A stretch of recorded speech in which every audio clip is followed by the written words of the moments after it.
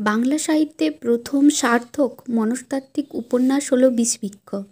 1873 থেকে 1878 এই 5টি বছরে বঙ্কিমচন্দ্র 4টি উপন্যাস লিখেছিলেন।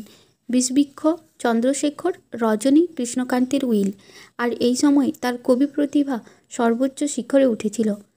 বিষবৃক্ষ উপন্যাসের মধ্যে রবীন্দ্রনাথ ঠাকুর এক অখণ্ড রস রূপ লাভ করেছেন। জীবন এবং তত্ত্ব এক হয়ে গেছে এইখানে রয়েছে নারীর পূর্ণ রূপ, অন্যদিকে রয়েছে পুরুষের প্রবৃত্তি সংগ্রামের চিত্র। বিষবৃক্ষ উপন্যাস আলোচনা প্রসঙ্গে উল্লেখযোগ্য এই যে বিষবৃক্ষ উপন্যাসটি বঙ্গদর্শন পত্রিকায় 1872 সালের বৈশাখ সংখ্যা থেকে 1873 সালের চৈত্র সংখ্যা পর্যন্ত মোট 12টি কিস্তিতে এটি প্রকাশিত হয়। এই বিষবৃক্ষ উপন্যাস প্রসঙ্গে রবীন্দ্রনাথ ঠাকুর মন্তব্য করেন, বঙ্গদর্শনের যে পত্রিকাটি বাঙালির ঘরে ঘরে সবার মনে নাড়া দিয়েছিল তা হলো বিষবৃক্ষ। এই উপন্যাসে পুরুষ চরিত্র গৌণ, নারী প্রেম ও নিয়তি যেন মুখ্য ভূমিকা লাভ করেছে। এরপর চরিত্রের প্রসঙ্গ। প্রধান চরিত্র হিসাবে আমরা পাই কুন্দননন্দিনী, সূর্যমুখী, নগেন্দ্র। কিন্তু এর সাথে সাথে আরও রয়েছে অনেক পার্শ্ব চরিত্র, যেমন সূর্যমুখীর ভাই তারাপদ, তারাপদের বন্ধু দেবেন্দ্রনাথ, আবার জমিদার বাড়ির দাসী হীরা, নগেন্দ্রর বোন কমলামণি এবং তার স্বামী। এরপর আসি বিষয়বস্তু প্রসঙ্গে। সমগ্র উপন্যাসটির মধ্যে এক নষ্ট দাম্পত্যের চিত্র অঙ্কিত হয়েছে। বঙ্কিমচন্দ্র যখন এই উপন্যাসটি রচনা করেন তখনকার দিনে সমাজের দুটি প্রধান সমস্যা ছিল। এক হচ্ছে বিধবা বিবাহ, অপরটি হচ্ছে বহু বিবাহ। বঙ্কিমচন্দ্র কখনোই বিধবা বিবাহকে সমর্থন করেননি। তাই বারবার আমরা তার রচনাতে বিধবাদের প্রতি এক বিরূপ দৃষ্টান্তকে যেন তিনি তুলে ধরেছেন। নগেন্দ্র ও সূর্যমুখীর দাম্পত্য জীবন ছিল খুবই মধুর, একে অপরকে এরা খুব ভালোবাসত। কিন্তু ঘটনাক্রমে নগেন্দ্র যখন অনাথা কুন্দননন্দিনীকে নিজের বাড়িতে নিয়ে আসে, তখন সূর্যমুখী তার পাতানো ভাই তারাচরণের সাথে কুন্দননন্দিনীর বিয়ে দেন। কিন্তু ঘটনাক্রমে আমরা দেখি এই কুন্দননন্দিনীর বিয়ে দেওয়ার কিছুদিন পরেই তার স্বামী মারা যায়। মারা যাওয়ার ফলে সে আবার আশ্রয়হীন হয়ে পড়ে। আশ্রয়হীন অবস্থায় সে আশ্রয় নেয় নগেন্দ্রর বাড়িতে।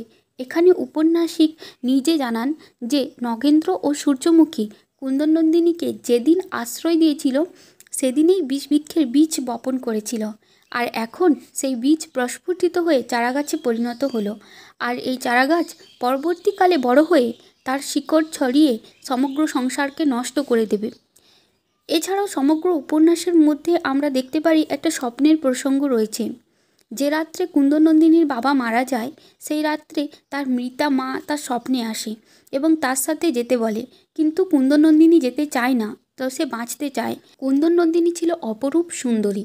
তাই কুন্দননন্দিনী বিধবা হবার পর যখন নগেন্দ্রর বাড়িতে বসবাস শুরু করলো, তখন দেখা গেল কুন্দননন্দিনী সেই অপরূপ রূপে মোহিত হয়ে নগেন্দ্র তার যুবা বয়সের পবিত্রীকে দমন করে রাখতে পারেনি।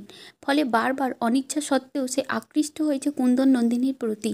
আর তার ফলেই সে তার স্ত্রী সূর্যমুখীকে বারবার দূরে সরিয়ে দিয়েছে। একসময় আহার এবং কাজকর্ম সমস্ত কিছুকে দূরে ফেলে রাখে। নগেন্দ্র চরিত্রের অধঃপতন শুরু হয় এইখান থেকেই। আর এই অধঃপতন একেবারে শেষ পর্যায়ে যায় যখন নগেন্দ্র মদ খাওয়া শুরু করে। সূর্যমুখী সমস্ত কিছু বুঝতে পারে যে তার স্বামীর এই অধঃপতনের কারণ হচ্ছে কুন্দননন্দিনী। তাই সে তার ননদ কমলামণিকে চিঠি লেখে এবং সব বলে। তিনি জানান যে তার জন্যই নগেন্দ্রর এই অবস্থা। সে সূর্যমুখীকে ভালোবাসে বলেই কুন্দননন্দীকে মেনে নিতে পারছে না। তাই সে ঠিক করে নগেন্দ্রর সাথে কুন্দননন্দিনীর বিবাহ দেবেন এবং শেষ পর্যন্ত সে দেয়। কিন্তু বিয়ে দেওয়ার পরেই সূর্যমুখী গৃহছাড়া হয়। তার কারণ একজন আত্মমর্যাদা সম্পন্ন নারীর পক্ষে স্বস্ত্রী বর্তমান থাকা সত্ত্বেও তার স্বামী যদি অন্য কাউকে বিয়ে করে সেটা তার পক্ষে মেনে নেওয়া সম্ভব নয়। তাই সূর্যমুখীও মেনে নিতে পারেনি। বিয়ের পরদিনই গৃহছাড়া হয়। সূর্যমুখী বাড়ি ছাড়লে নগেন্দ্রও আবার বাড়ি ছাড়ে। সূর্যমুখীর সন্ধানে কোথাও তাকে খুঁজে পায় না। একসময় নগেন্দ্রর কাছে খবর আসে সূর্যমুখী আগুনে পুড়ে মারা গিয়েছে। তার ফলে সে নিজেও গৃহত্যাগ করে এবং কুন্দননন্দিনীকেও তার সাথে ত্যাগ করে। সমগ্র উপন্যাসটির মধ্যে আরেকটি অন্যতম গুরুত্বপূর্ণ চরিত্র হলো দেবেন্দ্র। এই দেবেন্দ্র ছিল তারাচরণের বন্ধু। তারাচরণ এর বাড়িতে এসে একদিন সে কুন্দননন্দিনীকে দেখেছিল এবং তার রূপে মুগ্ধ হয়। আবার এই দেবেন্দ্রকে ভালোবাসে নগেন্দ্রর বাড়ির পরিচারিকা হীরা। তাই হীরা কুন্দননন্দিনীর জীবনকে ধ্বংস করতে উদ্যত হয়, কারণ তাকে মেরে তার প্রতিহিংসাকে চরিতার্থ করতে চায় সে। এবং শেষ পর্যন্ত আমরা দেখি যে এই হীরার আনা বিষ খেয়ে কুন্দননন্দিনী মৃত্যুবরণ করে। আসলে এই উপন্যাসের মধ্য দিয়ে উপন্যাসিক জানান যে যে ব্যক্তি মনোবৃত্তিকে সংযত করতে পারেন এবং করে রাখেন সেই ব্যক্তিই মহাত্মা। যে আপনার চিত্তকে সংযত করতে পারে না তার হাত দিয়েই কিন্তু বিষবৃক্ষের বীজ উৎপন্ন লাভ করে। আর এই বিষবৃক্ষের বীজ একবার উৎপন্ন হলে সে সমগ্র সংসারকে নষ্ট করে।